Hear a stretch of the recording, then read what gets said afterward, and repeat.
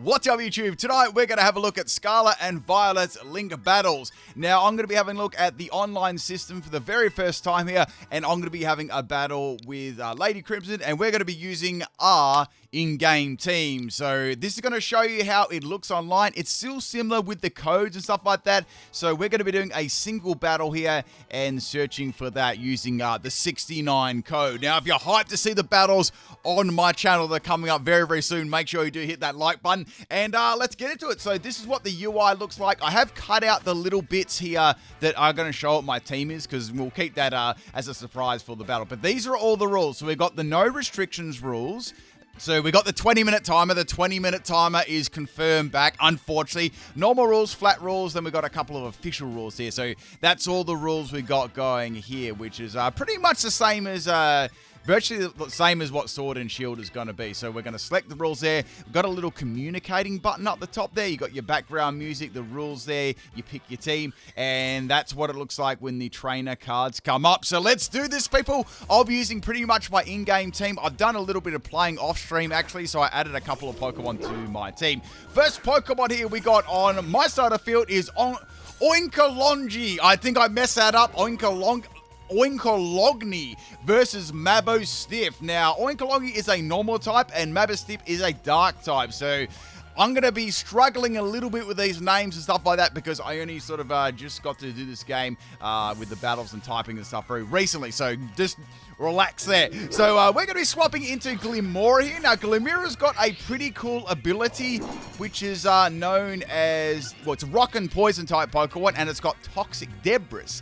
Now, when it gets hit by a physical move, Toxic Debris will activate, putting one layer of toxic spikes on the field, which is really, really cool. That also counts to even when the Pokemon is fainted. So this has got Sludge Wave as its other move. Like, as I said, we don't have any EVs or IVs and stuff like that. We're just using the normal moves we got throughout the game there.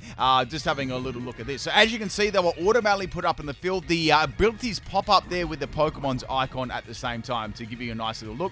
We're on like a school sort of background there. I don't know whether you can change this background or not, whether it's to do with trainer cards. If you can, I don't really know. I haven't actually experienced that yet. So instead of actually taking this out, I'm actually going to go for Iron Defense here because I want to put a second layer of toxic spikes on the field. And I feel like I can probably bring a Pokemon here and take the Mabostiff out. So as you can see, the Toxic Debris activates, and that is the end of that, which is good. So now I've got toxic spikes on the field without even setting them up with like a move, which is cool.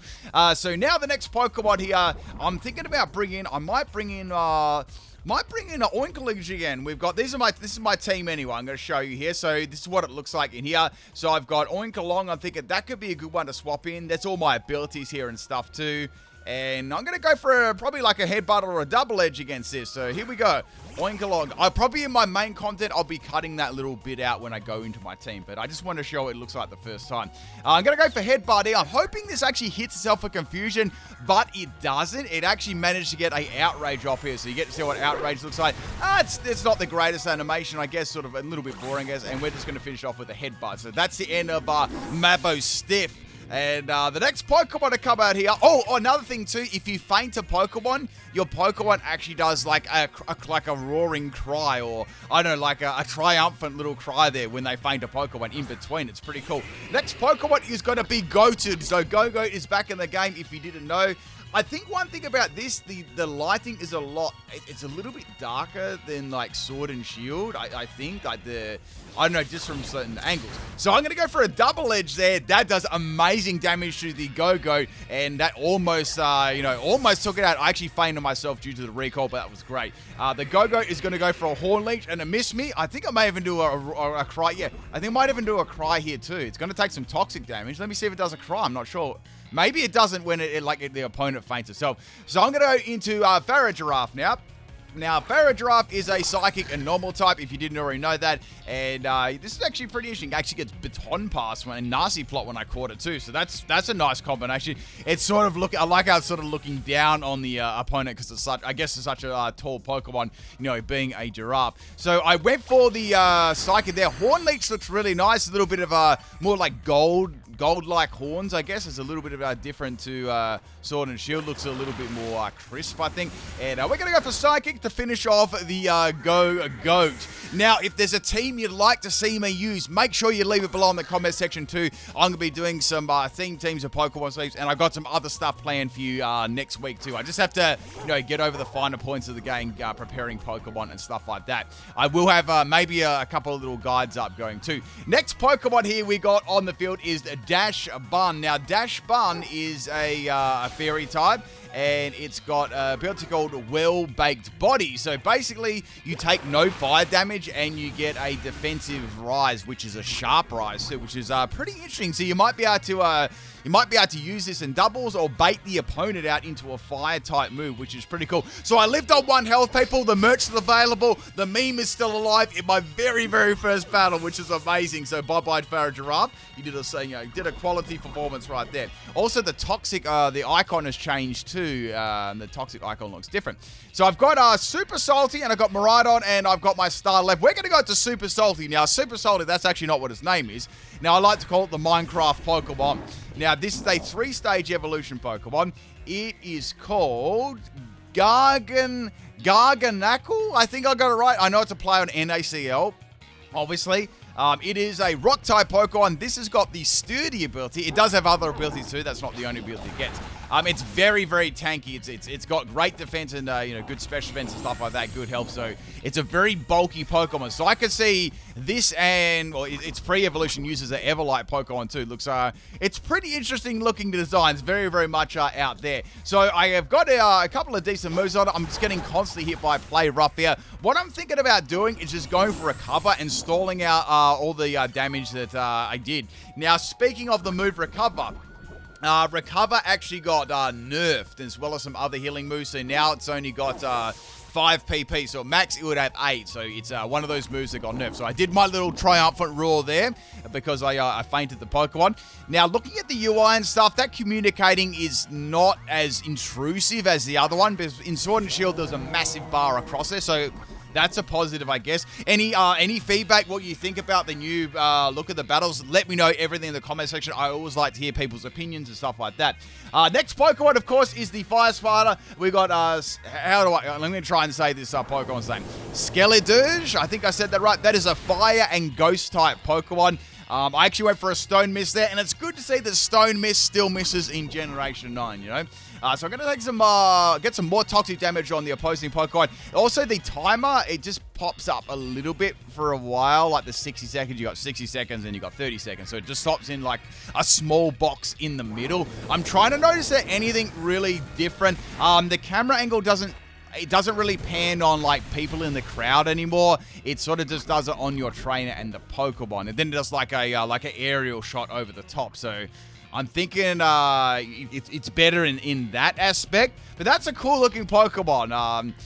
Anyway, so we're going to get hit by another Shadow Ball here, which is perfectly fine. And that's the end of my Super Salty. But that's all good. We got some toxic damage. And I've still got 2 more Pokemon left. I'm going to be using my signature Pokemon too. Now, I will be doing a video a little bit later on today. How to go about getting the MIRAIDON and KORAIDON and a couple of other things too. So make sure you do check out for that one. Okay, next Pokemon to come in is going to be Houndstone. I quite like this Pokemon. It's literally got a little, rest in peace stone on top of its head. We're going to go into my starter Pokemon. Now, this is a pretty good Pokemon. So we got Quackquavel is how you say his name, I think, and it is a water and fighting Pokemon. So I've got some pretty good moves here, and this gets like a really good ability like Moxie. So like that's going to be like a crazy good competitive Pokemon. So here's the first look at Terratalizing in a normal online battle here, and it does take a little while, of course. It's kind of, I guess, in time worth it's sort of probably close to what Dynamax takes to do.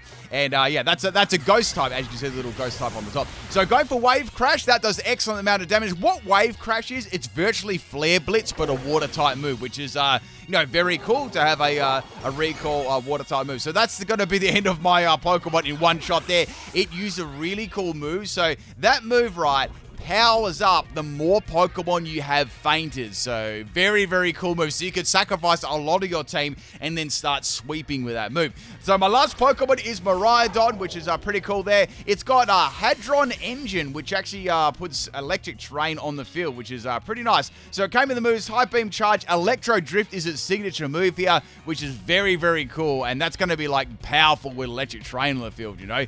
You can also Tetralize it as well into a electric type to make it even more powerful. So very, very cool there. I'm sure we'll see a lot of these legendary Pokemon in the battles and stuff like that, right?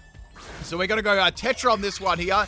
I might even have a look at. I'm pretty sure with a Tetra you need to collect a certain amount of items, and then you can change your Tetra type in like the normal gym town. So there is a way to put Tetra onto a Pokemon or change it too. But you know, more of that stuff will come clear as the game's out for longer. So I'm going to get rid of that Houndstone there. Obviously, it only had a little bit of health left. And now it is it's going to be the final legendary versus the final legend for Scarlet and Violet. Question of the day, people. What do you like more, MIRAIDON or KORAIDON? Let me know in the comment section of the video. I always like to hear people's feedback and stuff like that. If you've enjoyed the video, make sure you hit that like button too. Last Pokemon is KORAIDON. We're going to get that nice beautiful poison there, and I can go for my signature move, but the only problem is it's not very effective. So this has got something, I'm not going to say that, Pulse, and basically what it does, it puts Drought on the field there, and I'm thinking to myself, wait a second.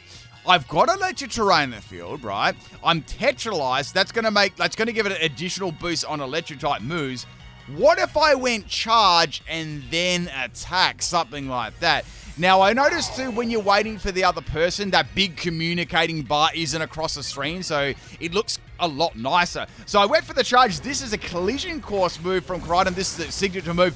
That did a whopping amount of damage there, almost taking him out in one shot. So I'm like, okay, I really need to make some good damage right here. So we got some more poison damage. Now I can go for electric drift. It's not very effective, but this is going to do an enormous amount of damage. So I've got the terrain, I've got the Tetralize, and I've got the boost of charge all at the same time. And that does a crazy amount of damage one-shotting. So there you go, people. That was your first look at a Wi-Fi battle for Scarlet and Violet. Tell me what you think in the comment section. If you like the video, make sure you do that too. If you're new to the channel, hit that subscribe button. I do battle content every single day.